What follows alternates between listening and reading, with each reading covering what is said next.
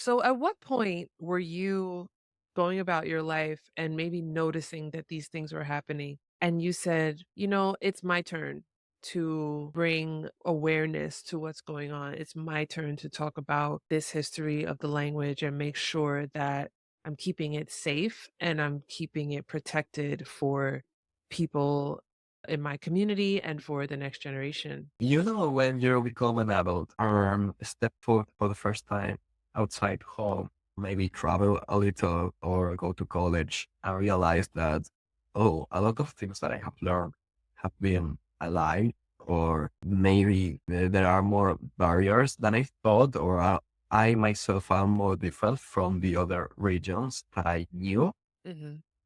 This happened to me when I was 19 and I went to college. I moved from the most Castellanized part of Galicia to Santiago de Compostela, which is Galicia's capital. Mhm. Here, people from all over Galicia will come to go to college.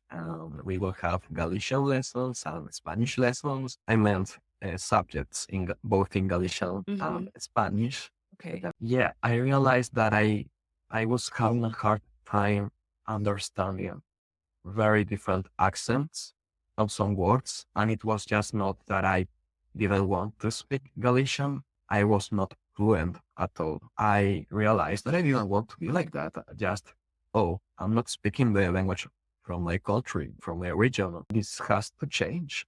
So I started to write in Galician. I started to consume Galician music. I made friends from all over Galicia, and they were patient. I learned that it was not just a language. Our folklore was disappearing. Our Mhm. culture was disappearing. And I imagine not really knowing your anthem or being able to identify the Galician anthem and stuff like that, which was basic. So it was a huge cultural shock to me to go to Yeah. college in my region.